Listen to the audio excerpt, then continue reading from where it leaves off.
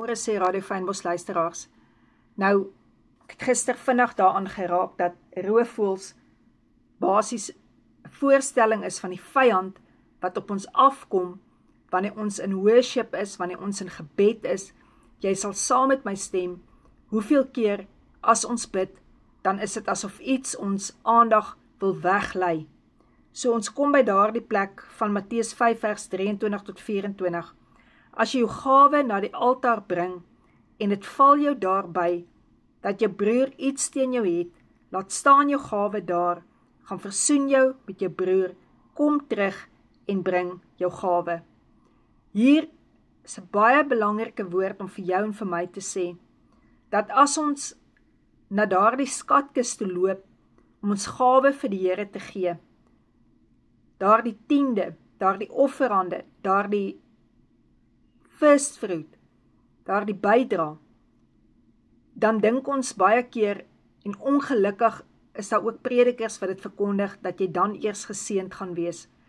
Maar jy is geseënd as jy eers kom in die offer wat Jesus vir jou gebring het, waar Jesus se woorde was, Vader, vergeef hulle, want hulle weet nie wat hulle doen nie.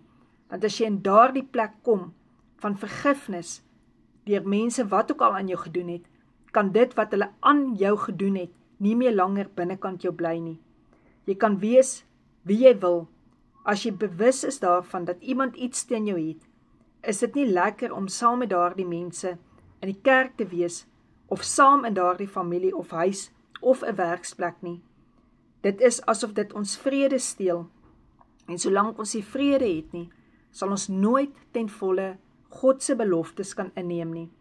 So wanneer ons 'n plan begin maak om onvergifnis in ons lewe weg te jaag en vrede na te jaag, sal ons in 'n posisie gebring word in God se missie om ons gereed te maak vir die belofte, die voorsiening en die krag wat nodig is om sy beloftes in besit te neem.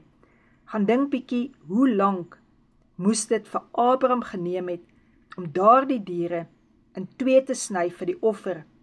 Dan sal ons verstaan dat ons regtig meer tyd moet maak om in ons binnekamer klaar te maak met daardie goed wat so ons keer om in vrede te leef. Ons moet ons gereed maak in ons binnekamer om God se seëninge te ontvang. Hy sê Efesiërs 1 vers 3, geseënd is die God en die Vader van ons Here Jesus Christus, wat ons geseën het met alle geestelike seëninge in die hemel. En as ons kommunion gebruik nou, dat ons verstaan wat het dit Jesus gekos, sodat ons al daardie geestelike seëninge kan hê. By daardie plek kan uitkom om te sê, Here, wanneer ek hierdie bloed van U drink, Jesus, wil ek my hart ondersoek, my hart deursoek, Here, en ek wil ontslaa raak van roofvoëls, wat elke dag op my afpyl, Here, wat my wil probeer vernietig, waar ek U kind is.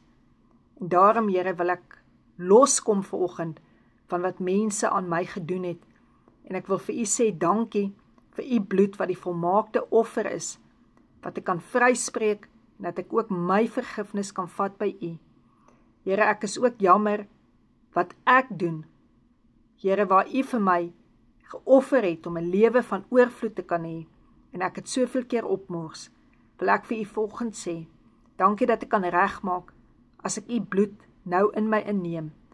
Here, dat ek kan vra, vergewe my sondes, my oortredinge, my ongeregtigheid, en dankie Jesus, dat ek in U naam en in U geregtigheid kan opstaan en uit my binnekamer uit hierdie dag aanpak. Dankie ook, Here, dat U nie net maar my wonde ignoreer nie, maar dat U vir my gebreek is, dat U gewond is, sodat ek gesond kan word van wonde wat my keer, Here, om te leef in hierdie geestelike seëninge wat U vir my in die hemele in Christus het. Amen.